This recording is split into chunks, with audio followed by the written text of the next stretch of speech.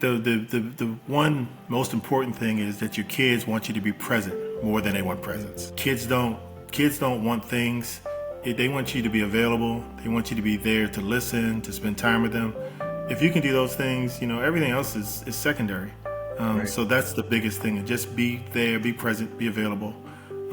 Your time is more valuable to your children than anything that you could provide to them. It's a wonderful feeling. The best feeling is when another grown-up comes to you and say, "Hey, I met your son and he's a great kid." Or it's better knowing. So I know how they are. I see them every day. I saw them every day, and I know how great they are. But when somebody else, who may not know them as well, or may not even know them, and Right. meet them out somewhere, and they come to you and say, "Hey, I met your son," because I've had dozens of people say, "Hey, I met one of your boys at the gym. I met one of your boys out here. Great kid." That's when you really get the satisfaction of knowing that you've done a good job. Right. Because it's how the world sees them. Welcome to the Rooted Dad podcast. I'm your host, Logan Engel, and I'm thankful you are here today. My goal is for you to feel challenged, inspired, and encouraged to grow into the dad, the man, and the leader God has called you to be. Take a deep breath, settle in, and let's get rooted together. You know, as dads, we're always juggling a million things: work, kids' activities, and trying to carve out time for ourselves. Listen, I've got a kid in dance. I have two kids in dance. My 6-year-old is in soccer. I work full time. I run a podcast. I got a lot of stuff going on. But one thing that can't slip off the to-do list is protecting our family's future. That's why I partner with Trust and Will. They take something that usually feels intimidating, estate planning, and make it straightforward, quick, and tailored to your state. I actually went through the process myself. Gabby and I sat down, filled out everything online, had support when I needed it, and within no time, I had peace of mind knowing that my family's protected. Don't wait for the quote-unquote perfect time to get it done. Just do it today. Go to trustandwill.com/rooted to get 20% off. That's trustandwill.com/rooted to get 20% off. Your future self and your family will thank you. We are here with Corwin Melvin, author of Just a Dad, which is a great book, man. You're a really good writer. And so thank you for coming on, and I'm excited to talk to you about the book. Well, thanks for having me. I'm glad you had a chance to read the book. It was a labor of love. Yeah, absolutely. Yeah. And you can tell, like, I always love reading what people write because some people can describe things really well and some people cannot. I'll just be really honest. And even just like the way that you would describe Baltimore, the way that you would describe your upbringing, everything was really well done, man. Like, I just want to give you some kudos as we get into this conversation, but you did a fantastic job on writing Thank this you. book. Yeah, absolutely. Thank you. What kind of just to share, like, what encouraged you? Because this is your second book, correct? Well, this was my first. Okay. This was my first. Yeah, I've written one since then. Okay, gotcha. Okay, so I had that backwards. I was say because I thought you had like a sports book, like a I do. coaching book, right? Okay, Yeah, okay, it's for sports parents. gotcha. Okay, very cool. So what got you into writing books? Like, what was the thing that sparked you to start the book writing journey? Well, not an author. A few years ago, when I was going through my child custody and dealing with my divorce, a buddy of mine, one of my best friends, Dave, said, "Hey, you should write a book." He said, "You got a story. You should write a book."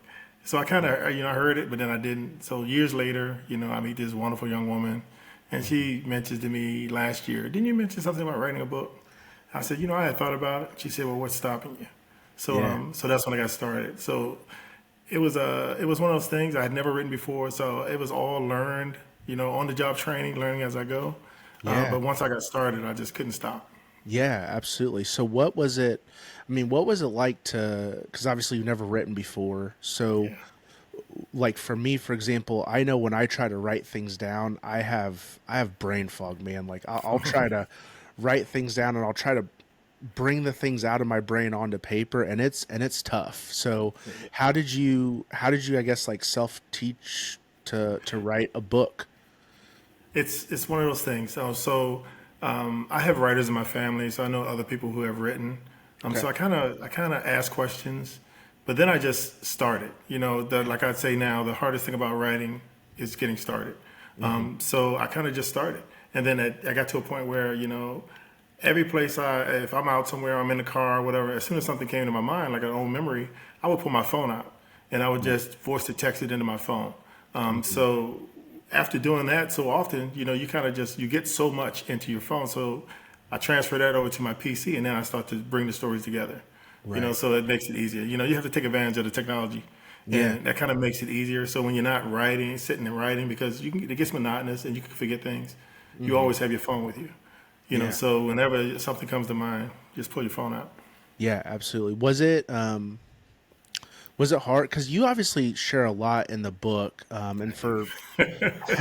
for if you don't mind, just like kind of tell people, because I can try and describe the book, but I feel like I won't do its justice Right. if I'm just being really honest. Like, can you just describe kind of what you like your heart, where it was in the book? Because I mean, it walks through your divorce, it walks through dating, it walks through, um, like your up, like it's your It's memoir essentially, right? So like, what if you don't mind just giving us a brief description of the book and how you came yeah. to it? I try to describe it briefly, and I always get a little long-winded. That's okay. So I start off talking about growing up in the projects in Baltimore with my mom, single mom, with me, my brother, and my sister, and my grandmother. So raised without my father, and never knew who my father was. So a big part of that is it kind of instilled in me a sense of I do not want to be that person. So as I got older or whatever, went to college, didn't take it very seriously. So that forced me to make probably the best decision I could have made was Mhm. going in the Air Force. Got the Yeah, right job, and then I met somebody, got married way too young. yeah, So I talk about, making those decisions early and, to really take your time and to really be mature in who you are before you try to, combine your life with somebody else's. hmm, And then, we started having a family, having kids. And then we get to a point where the marriage wasn't really working. So I made a decision that, hey, maybe now is the time to separate because we're not happy. yeah, And then at that point, after being someone who wasn't raised with my father, I've always told myself there's no way I could ever let another man raise my sons. I had three of mhm, them. yeah, So for me, it was always going to be me raising them, and she can have the visitation or whatever as the courts deemed right, necessary. yeah, So I fought for those guys, went to court through the system twice to get custody of them. And after that, we kind of just hit the ground running. They were 4, 7, and 10 when yeah, I initially got divorced and had custody. So yeah, they've always been with me. They yeah, had always been with me. yeah, So I talked through that, and I talked through that process, the divorce process, that custody visitation process, because there are a lot of men who are fighting through that system, mhm, that which isn't always favorable to men. right, So I talked about, how do you navigate that and the challenges that come along with it, and how to succeed. How to yeah, take the emotions out of it, and make it what it is. It's about doing what's best for your children. yeah. So Absolutely. And so I always talk about this with people, but so I also didn't know my dad until I was 12, is when he first came into my life. And so I have three girls, so I'm a girl dad. wow, Yeah, I mine are 2, 6, and 8. wow, fun So ages. yeah, it's it sometimes that's why we do podcasts late because I have to still put them to bed. But I always tell people it's like because I didn't know my dad until I was 12, there are a lot of times that I'm doing things for what seems like the very first time, Yes. and I don't have anything or like, I lived with my grandparents as well, so like I kind of had my grandpa to look at of how he raised us, but that was always something that I talk about because it's hard to learn how to do something when you don't do it. Did you feel that way when you became a dad for the Oh, first time? absolutely. Yeah. Absolutely. Absolutely. I joke that my oldest son, I said I was kind of learning on the fly with him. So, Yeah. I'm sure I didn't get everything right, because I was learning how to be a man and be a father with him, Hmm. Yeah. so I'm sure he probably took it, he took some of those things, those lessons, and he took it kind of hard, some of it. But now, he has my first grandchild. So now he's Yeah, learning congratulations. how it's not easy, Yeah. to be a parent, to be a dad. And, you don't always get it right. But as long as your decisions come from the heart and made out of love, it's okay. You'll make our Yeah. mistakes. Yeah, absolutely. Mistakes are part of parenting. I feel like Absolutely.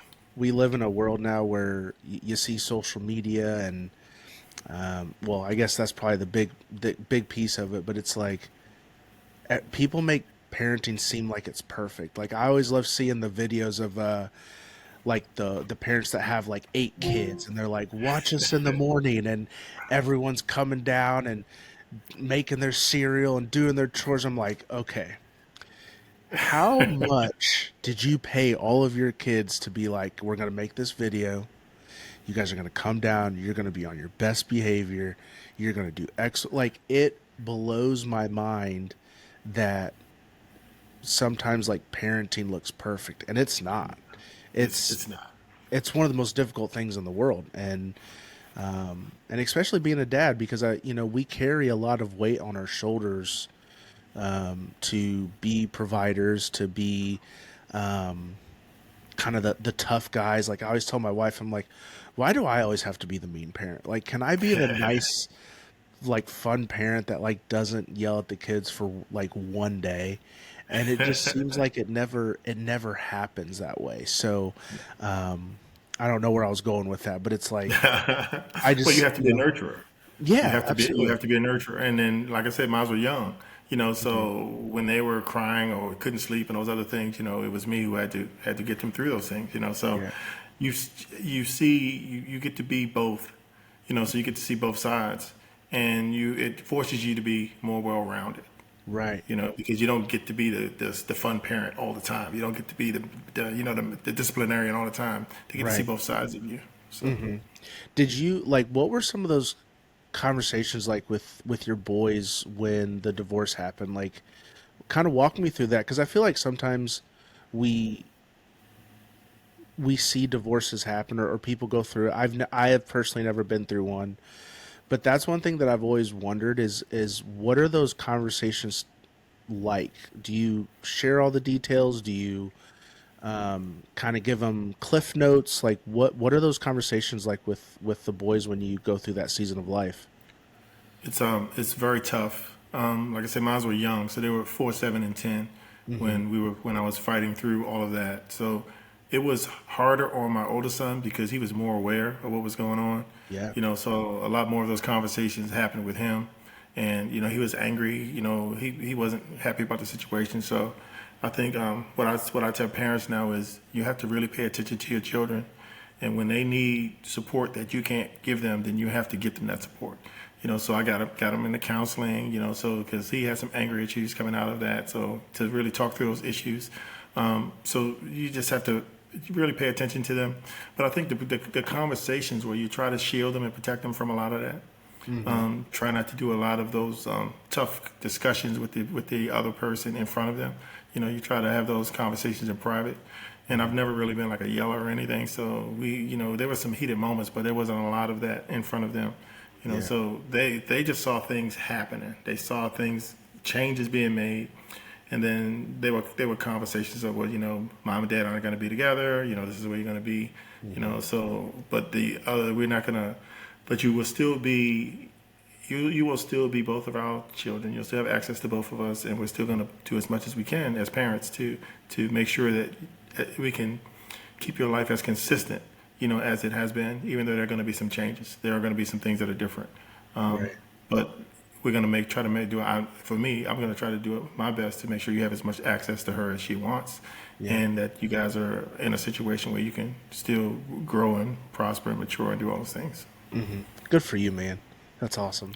I I just talking to you, I can tell you're not a yeller, but I would also be terrified if you start yelling, because you always got to watch the like those quiet people. It's like, oh, I'm gonna be the mellow guy, but if I start raising my voice, like watch Right. out, like oh dang, like guy's raising his That's when voice, you like know something is yeah, something is going on, that you've really done something wrong, is when ex- that happens. Yeah. But like I tell exactly. folks, I come from a generation of getting spanked and all of that. Mm-hmm. So I know how it used to be when you discipline your kids. So my kids to discipline your children, you have to do it early. Yeah. So they learn 99% of what they need to learn before they're 2 or 3 years old. Mm-hmm. So if you instill discipline and all of those things in them when they're early, so you don't have to be dealing with that stuff when they're teenagers and these other things. So my kids are great kids because we've instilled that level of discipline in them early. So I didn't have any real disciplinary problems with them Yeah. because we always talked through stuff and we were always busy. I always kept them busy. Yeah, that's the Yeah. goal, right? Like I've Yep. got my 8-year-old does competitive dance, Oh, so nice. she's in dance twice a week, and then also on Saturdays, sometimes Sundays, depending on the season. Like right now, she's doing the Nutcracker, so this is her Oh, second year doing competitive dance, but she stays busy. My 6-year-old does gymnastics and soccer. She just finished soccer last night. My 2-year-old does dance. It's like the the busier they are, the less trouble that they will get in. But I also feel like you see a lot of kids that they're so busy and then they go to like college and they're free and they don't yeah. have the busy schedules. And then if that discipline wasn't done right earlier, Early. then that's when you see all of the, oh man, I'm free. I can go do whatever I Exactly. want. Exactly. There's not going to be any consequences because dad's not looking over my shoulder. Mom's not here to tell me, like, watch out, be careful. Right. Was that because with all your boys, college and doing those things, was it hard having some of those conversations as like they were kind of coming out of your house and going on their own? Like, what were some of those conversations like? Well, I'll tell you, man. I've been pretty lucky. Yeah, Like I said, all my sons have been they're great young men. If any of them walked up to you today, the first thing they would do is they would look you in the eye, shake your hand, and introduce themselves, last name, first name, last name, because that's what we've always done. All my right, sons played sports since they was young age, so they're used to like meeting people and being introduced to people. So they're used to being around and being held accountable. It's the same today as it was then. It's just today the conversations are different. Now it's my son has just started a cybersecurity course, so he hit me last night. He wanted to talk about some possible introductions on a resume, those kinds of things. My oldest son is in Texas now. He got married a few years ago with my grandson, congratulations. who'll be 2 years 2 years old in a couple of weeks, in a Yeah, few weeks. So he's doing his thing. Him and his wife are both entrepreneurs. And then my youngest son, he's a basketball. They all play basketball, but he's a basketball player. So he's going to Bowie State University now to get his graduate degree, his master's awesome. degree. So he's playing basketball there to get Congratulations, his man. graduate degree. So How does that make you feel? Like honestly, like to like brag on your kids a little bit because to go through a lot, like you're a single dad that's raising three boys on your own, and they all have successful lives and they're doing really well. Like, how does that make you feel? Like tell me about that. Like you can brag on your kids and yourself right now. It's okay. I won't judge you. well, I tell you what, it's a wonderful feeling. The best feeling is when another grown up comes to you and say, "Hey, I met your son." Yeah. And he's a great kid. Or it's better knowing. So I know how they are. I see them Yeah. every day, saw them every day, and I know how great they are. But when somebody else, who may not know them as well as or may not even know them, and Right. meet them out somewhere, and they come to you and say, "Hey, I met your son," because I've had dozens of people say, "Hey, I met one of your boys at the gym. I met one of your boys out here. Great kid." Right. That's when you really get the satisfaction of knowing that you've done a good job, Right. because it's how the world sees them. Yeah, absolutely. Absolutely. So, to kind of like pivot a little bit, in your book, you share a lot, like kind of, I guess, piggyback on this, but like you share a lot of wins. Obviously all the stuff that's going on there, but you also share a lot of the struggles that you went through as a single dad, as getting through your upbringing. Like, I feel like I know the answer to this, but I want to ask you anyways. Like, which one do you think made you a better person overall? Like, which one do you feel like you grew the most out of? think being raised in that environment, it was tough. You know, you see Yeah. a lot of negativity around you. You know, so to make it out of that is a win in and of itself. Because Yeah. a lot of folks that I knew that I've known growing up didn't make it out. You know, Yeah. so that was tough. I think some of the bigger influences in my life were, you know, my mother, of course, but going in the military, I think probably saved me. Yeah. That's where I grew up. You know, I was immature and irresponsible until I went in the military. So that's where I became a man. That's where I Hmm. learned discipline. That's where I learned, you know, time management. That's where I learned how to, you know, how to be a follower and Yeah. how to be a leader. You know, Yeah. because you have to learn, you have to be able to listen Yeah. as well as you have to be able to speak. So that's probably where most of my growth came, was Yeah. there. And then just being a father just taught me humility, taught me how to understand different different personalities. You know, three different kids, everybody has a different personality, so you learn how to communicate differently with each child. You know, to get your same message across. Yeah. You learn how to discipline without being abusive. You Yeah. know, so you learn how to discipline and teach at the same time. Hmm. So there's so many things I've learned just in, you know, being in the corporate world after getting out of the military. You learn how to deal with different personality types. You learn Yeah. how to communicate with people that you don't like, and in situations that you don't want to be in. You know, so you learn how to still thrive in those, and you also learn when is the best time to walk away. You know, Yeah. so there's so many different points where I've learned like pieces, you know, and I've taken this piece and taken that piece that it's hard to pinpoint exactly what would be the most influential, but I think the foundation was just growing up in an environment where we didn't have very much, and in a house where I never felt like we didn't have anything. You know, Yeah. even though we didn't have much, I never felt like didn't have the things that I'm sorry, didn't have Oh, the you're things that fine. we needed.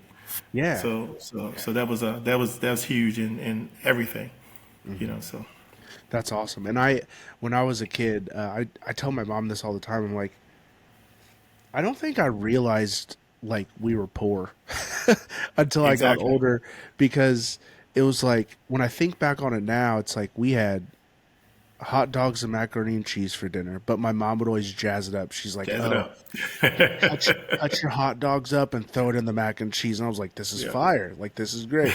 And then a couple of nights later, she was like, "All right, we're gonna have we used to call them beanie weenies before they were like Yep. labeled as beanie weenies." And she's like, "We're gonna have baked beans. Cut up your hot dogs and put in your baked beans." I'm like, "Okay, fire, right?" I'm an adult now, and you know, I'm sitting there. I made macaroni and cheese and hot dogs for my kids the other night, and my 8-year-old was like, "Can I have a bun?" I said, "No." I said, "We're going old school today. We're gonna Old cut up our school. hot dogs. We're gonna put them in our mac and cheese." And she's like, "This is amazing." I'm like, "I know," but when I think about it, it's like we were kind of broke, you know, Yeah. like but I didn't notice that Exactly. because it wasn't. My parents never put that on me, you know, Right. and I feel like sometimes, not all parents, but sometimes parents put that onto their kids, like, oh, it's like it's your dad's fault or it's your Right. mom's fault or it's Right. your fault that you're here. How did you ever receive conversations like that from your mom, and did you ever um do you ever feel like maybe your ex-wife ever delivered those conversations while they were with her? Like, I know that's probably a personal question, but like, I don't know. Just Hey, I want to pause the conversation for a minute and talk about my friends over at Trust and Will. They are doing some absolutely incredible things. Not sure if you knew this, but nearly two-thirds of Americans don't have a will or estate plan. I was one of the two-thirds. That means most families are left scrambling, spending thousands of dollars and months in court just to figure out what happens next. That's why I like to partner with Trust and Will, and that's why they exist. They make estate planning simple, secure, and designed for your specific state. You can create a will or trust online in less than an hour with attorney support if you need it, and the peace of mind that everything is legally valid. Don't let your family become part of that statistic. Go to trustandwill.com/rooted to save 20% today. That's trustandwill.com/rooted to get 20% off. Curious? You want to know, honestly, I never concerned myself with what happened when they were with her. Wow. Okay. Because you have to trust that person, that she loves her kids, and that she's gonna do the best that she can for them. So I Yeah. never really worried about or concerned myself with what it was, because I didn't want her butting into what was going on in my house. Right. Yeah. So and I figured if things were bad enough, they would say something. But Right. my kids are very smart, and they're very resilient. So they kind of understand that, okay, well, this is dad, I'm with dad, and I'm with mom, so this is mom. So they kind of even understand that, what we do here is what we do here with dad, and they kind of figure it out. And kids also figure out what they can expect from each parent. So they know that there are things that they wouldn't ask their mother for, that they will ask me for. They'll know that there are things that they'll be able to do with their mother, or there are things let me get it right. There are things that they will be able to do with me that they may not be able to do with their mother. So the expectation is different, and that's even until now. So they kind of understand what what each parent is capable of, which is what it is what you're capable of. So they learn not to expect more than that from them. Yeah. So I never really worried about what was going on. I knew she loved them, so she was going to do the best she could for them. So. Yeah, absolutely.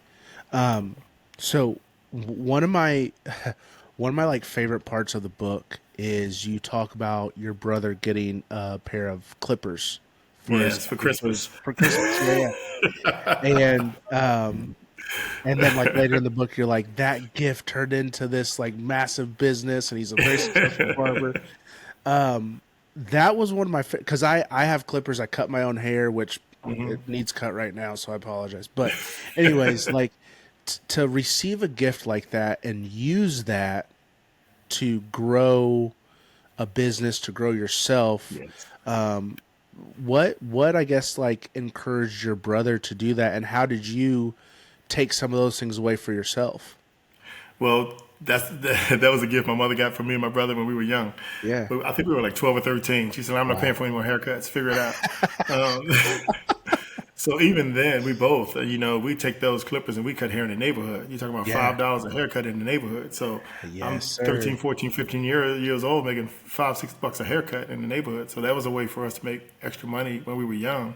And then, as we gotten older, everybody has their thing. Everybody has their struggles. My brother had his, but he could always cut hair. So he's had his own barbershop for years now in Baltimore. Wow. So it's his thing, and he's probably one of the better barbers in the city. Right. It worked out. You never know what your gift is. So you kind of have to nourish all of those things. Especially when they're young. So let them try everything. Yeah. Let them do everything, because you never know what that one thing is that they're really gonna love and they're really gonna pour into.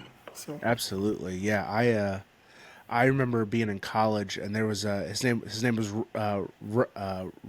Raphael. That's what it was, Raphael, and he would give $10 haircuts in our dorm.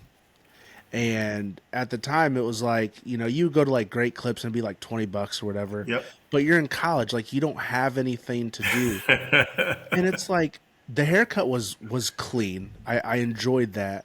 But the best part about it was we would go to the dorm room and everyone would be playing video games. A couple of the guys, it was a barber shop in his dorm room. So you could laugh, you could joke, you could, just talk with it. Like you got to know people. Like that was the barber shop. And Yep. I've actually never been to and I hope this doesn't come across the wrong way, but like I've never been to a black barber shop before. And the closest thing that I know was in college. And so like that's one thing that I did enjoy about the book was, for me personally, like I've been trying to, I grew up, like my mom is white, my dad is black. And so over the last like few years, I've really wanted to tap into my black culture and try different things. And it's like one of the things, like reading your book about Baltimore and I hope this doesn't come off as bad, but it's like growing up in the projects like doing some of those things I'm kind of jealous of because I never got to experience it. Right. Like I feel like it's it's like part of black culture, but it shouldn't be. Right. Does that make sense? Oh yeah. It makes sense.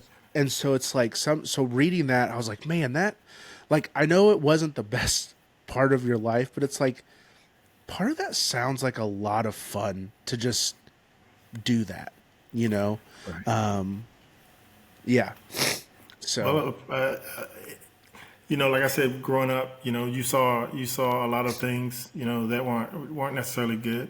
But what we did have is our neighborhoods were close, so we had a lot of friends in the neighborhood. We always played out in the street. I mean, we played yeah, touch football outside, yeah, in the neighborhood. So there was always a lot of folks around. And I have a big family, and a lot of my family lived in that area also. So right. you were always around a lot of people having fun. So a lot of good times. So that was a great experience. And for everything that was negative, there was 10 times more that was positive coming out of that situation, that environment. And trust, those same projects that the black folks are in, the white folks are in also. So Yeah. especially here in Baltimore, so there's poor as all of us. Yeah. Nobody's exempt. So Yeah. it's just a matter of what side of town you're on. So Were you so this is super random, but I live in Indiana. And so whenever I think of Baltimore, sometimes I think of the Colts. Were you around when the the Colts Colts like left town. Oh, Colts absolutely. left town? What was that like in Baltimore? I was in high school I'm when the Colts curious. left town. What was That that was like? yeah, that was terrible. Yeah. Even though they weren't very good when they left.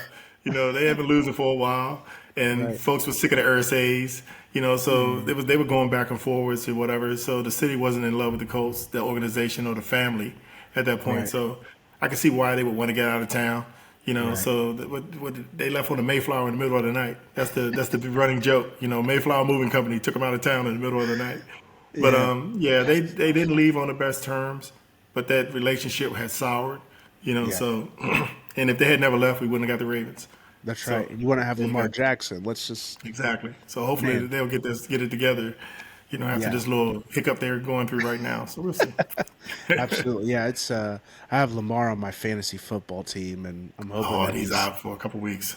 I know, man. It's rough, but it's like the NFL is really exciting right now. I feel like there's a lot of good exciting things going on in sports Absolutely. and the NFL is just, you haven't seen this good of I feel like the NFL always revolves around quarterbacks. Yep. And this is like one of the first years, I guess, in a while that like you've got Josh Allen, you've got Patrick Mahomes, you've got Aaron Rodgers is still playing. I Playing don't know well. how that's possible. You've got Lamar, you've got Jaden, like you've got a lot of young guys too. So you've got a lot of talent in the NFL that is really exciting to watch, and it's a Yeah. lot of fun to Yeah, it's gonna be be a hard to part pick of. a favorite this early because with injuries and all these other things going on, you just don't know. You Don't play well know. at the right time and you can win it all. So Yeah.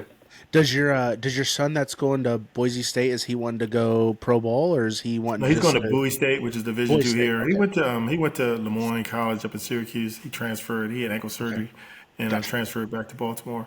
Okay. He's going to Bowie. He's going to finish out, get his master's degree there, Okay. play 2 years, and then he'll decide. He's 6'10", very skilled. Yeah. So we'll see. It's Yeah. up to him what he wants to do after that. He'll have 2 degrees. He Yeah. can decide. Guys go overseas and play for years and don't make a lot of money. But they play because they love the game. Very few Absolutely. guys are really getting rich playing overseas. Yeah. So it's just a matter of where he wants to be in his life. I don't put any pressure on him. You get that master's degree in the right career field, and you'll make as much as those guys make. Oh, absolutely. That's yeah, it's crazy cuz like you see the WNBA right now, they're going through a lot of things, but it's like Caitlin Clark, I think her base salary is like $150,000 or something like Yeah, that, not much at all. which is absurd. Like you're a professional sports player. Like you should make a little bit more than that, but it's like Yep. so yeah, if you get the right job, you get in the right field, you find the right niche. Yep. I mean, the amount of money you can make and the places that you can go because of that are Exactly. absolutely endless, and it doesn't matter about your upbringing or anything. It's just about how hard you're willing to work and what rooms you're willing to put yourselves into. So, Exactly. um, Exactly. yeah, man, it's awesome. So, from the book itself, and just from your experience, like if there were three things that you wanted dads to hear from you, to help them grow, to help them be better men, better dads, what would those things be? What would you want to tell them? I think the one most important thing is that your kids want you to be present more than they want Mm. presents. Yeah, Kids don't want things. They want you to be available. They want you to be there to listen, to spend time with them. If you can do those things, everything else is secondary. right. So that's the biggest thing. And just be there, be present, be available. Your time is more valuable to your children than anything that you could provide to them. Provide discipline. Mm. Let them know that there are boundaries. Teach them that what's right. Teach them right from wrong, Hmm. and teach them to that they are going to be held accountable, whether it's by you as a parent or by society. So you want to always represent your parents when you walk out the door. So you don't want to be a burden on society. Yeah, So just pour into them those things.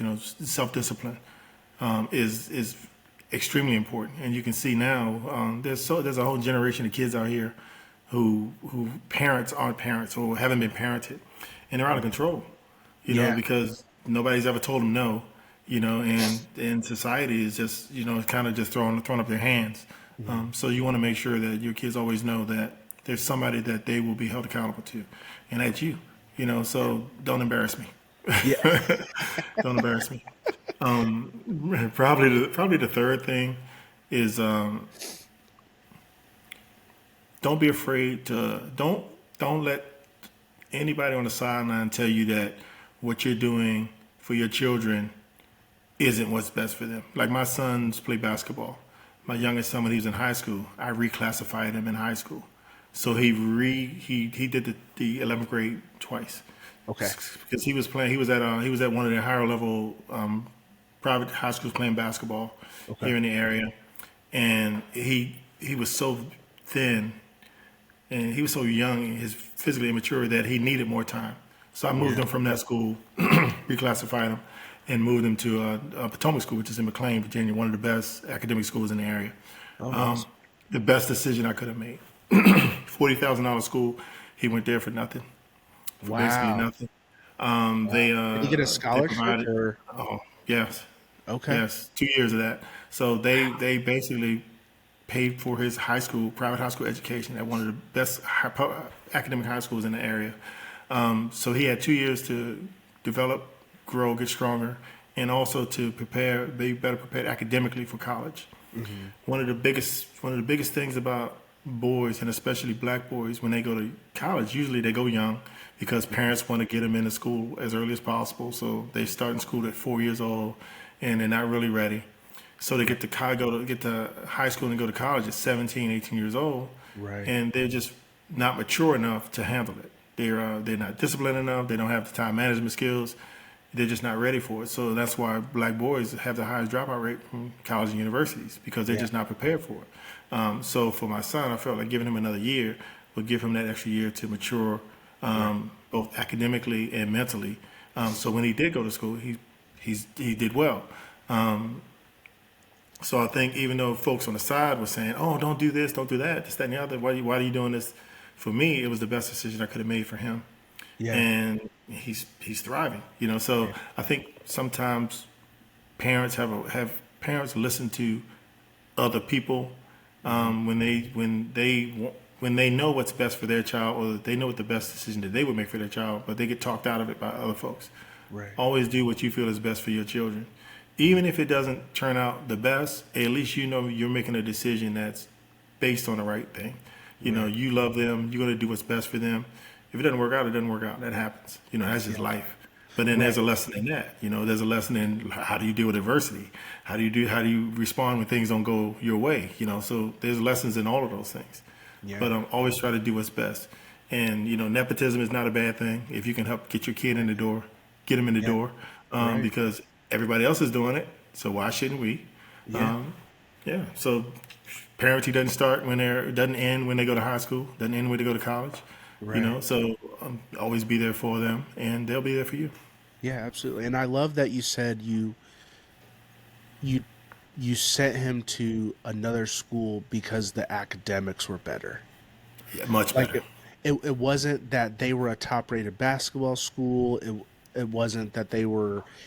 You sent your son there purely based off of academics, and that's Yeah. huge, man. Like, especially because again, like we see, like parents want to get their kids into the NBA or into the NFL or, whatever it is, and it's like they need to go play here because they Yeah. have the best team, they have the best this. But you did that for academics, man. Like, Yes. there it is. I wrote a book about it. And I wrote a book And I about wrote a it. book about that journey through Yeah, youth sports as a parent, from a parent's eye. yeah.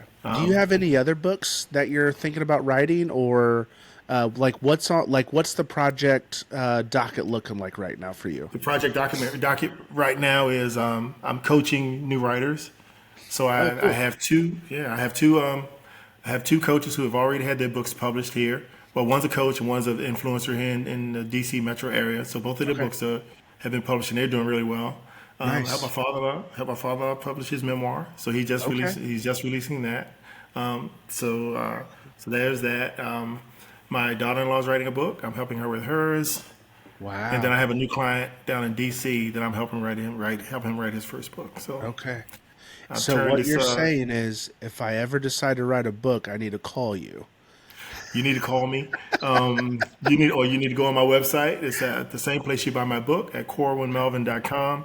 I Okay. have a tab on there for my coaching service, Launch the Author. Okay. Yes. Okay. So you can just hit me there, and then we can get you started.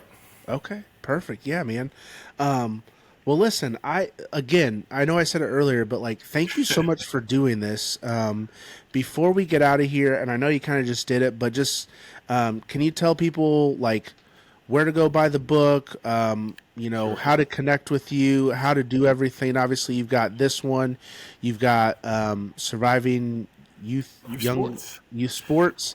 Um, That's that one, and yep. the Which the surviving youth. cover art, by the way, this is awesome. Like I like the art on this book. It's just it it brings a lot of things to life. So just and you got a solid picture on the back there too. I like that. Yeah, and So the only problem with this book is he has hair and I don't, but that's okay. that's okay. No, listen. No one needs to know. It's our secret, and then whoever listens to the podcast. Um, but yeah, yeah, and I'm sure at one point, listen. Sure, at one point you had hair, so it's not I did. a It's been a full while, lie. but I did. It's not a full lie. It's just this isn't you currently. It's okay, Right. but you also When you aren't your say voice that, currently either. when they were this age, I did have hair, so Yeah, there you you're go. Right there you go. right. But Well, yeah, very you cool. can find them at corwinmelvin.com. My name, corwinmelvin.com, and there you can buy either book. I also have a free download for dads, a dad's guide for free download there on the website also. And you can also hit launch the author. And if you're thinking about writing your first book, feel free to reach out and we can talk about that. Okay, perfect. And I'll make sure that I include all of that in the show notes for you. And Thank we'll you. drive some traffic over there for you. But Yeah, I appreciate that. any last words, anything that you want the audience to take away, like anything that you want to leave them with before we head out of here? Logan, probably the greatest thing that I could have ever done in my life was be a father. Mm, dude. I miss those guys every day. They're all grown and out living their lives. I miss them every day. Yeah. Fortunately, my youngest son calls me almost every day, just to keep up with me. But I love those guys. I miss being a parent. Be present. Always be there for them. I will always answer the phone.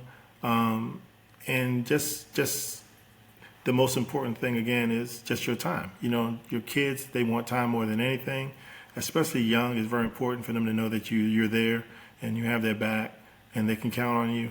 So just be present. Absolutely. I love being a dad too. It's the best decision I ever chose to do. Oh my gosh. So, and I know for a fact God is never going to give me a boy.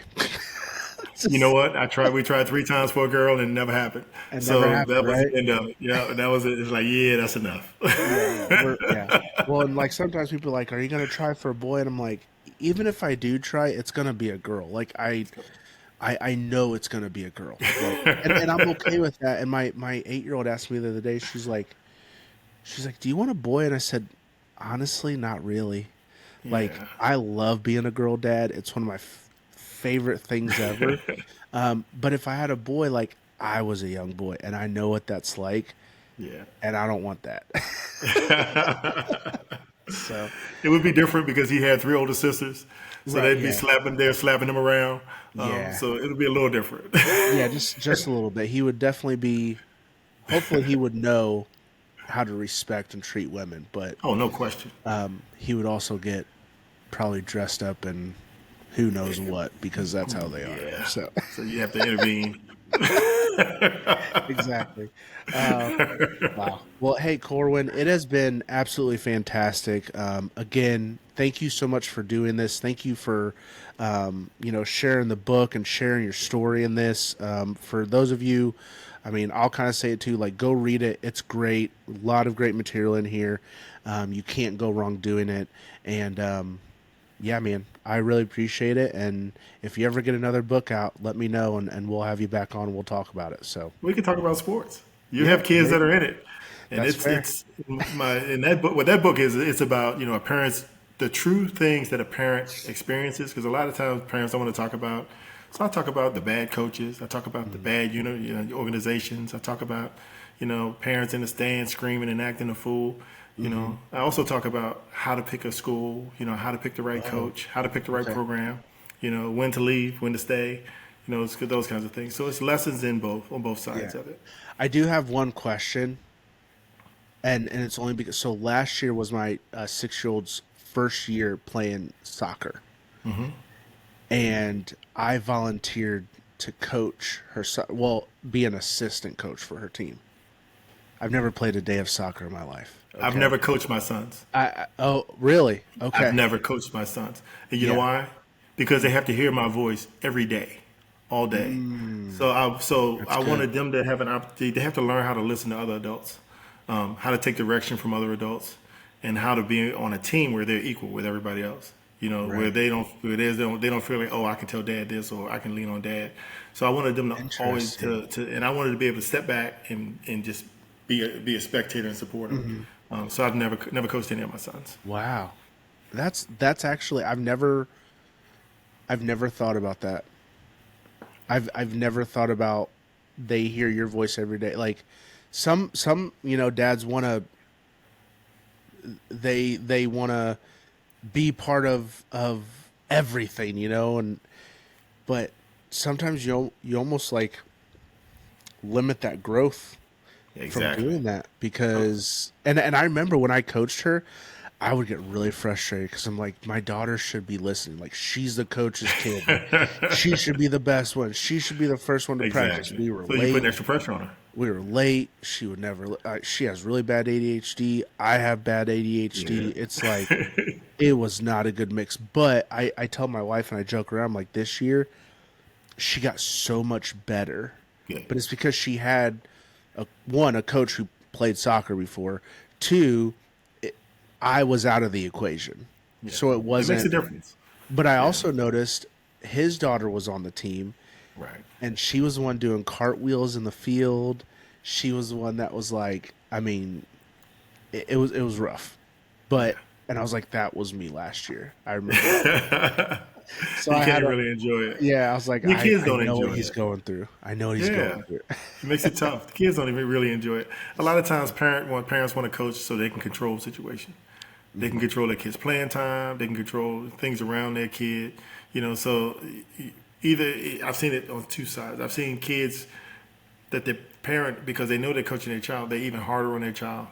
Right. And I've seen where they try to overcompensate and then they don't get their kid to just do. They just do. So it's kind of Mhm. tough. That balance is tough. Yeah. But I talk about that in my book also. Yeah. Right. Exactly. Daddy Yeah. ball. Yeah, that's awesome, man. That's good for you, Corwin. Like that's good stuff. Well, go check out the books. Thank you for doing this, and we'll have to do another one on sports Oh, that would be great. And if you ever write another book, so we'll get you back on here for part 2 for sure. And I'll make sure I put all your stuff in the show notes, and we'll get you connected with some people. Thank you. I appreciate that. And if you're ever on the East Coast, I'll take you by the barbershop. Done. I want to go to. I want to have seafood, and I want to go to a barbershop. Oh my God, you got to come out east then. Yeah, man. I'll get out there. My in-laws are from Ramsey, New Jersey. I don't know if that's anywhere near Baltimore. It's not. I know it's not near Baltimore because Baltimore's like more east, but yeah. So if I come out there, I'll definitely hit you up, and we'll do barbershops and seafood, and that'd be great. Go to a Ravens game or something. So yeah, that would be great. Hopefully they'll win it. We're not playing the Colts, and then we'll be good. I went to see. Funny story. I actually went to see the Ravens when they played the Colts year before last here in Baltimore. Oh, really? I bet that was the Colts were winning through 3.5 quarters. The Colts were winning. Yeah. Then the Ravens came back and won the game. Well, you have Lamar. That was a good game. And it was the Colts the Colts are doing well this year, man. Like they should be 5-0, but I think AD Mitchell was betting on games, man. There's no other reason. One play I can understand. 2 plays, it's a little sus, man. Point shaving. I don't know about that. But all right, man. Well, I appreciate you. Thank you. And we'll do this again for sure. So sounds good. All right, man. Thanks, buddy. Uh-huh. Bye, everybody.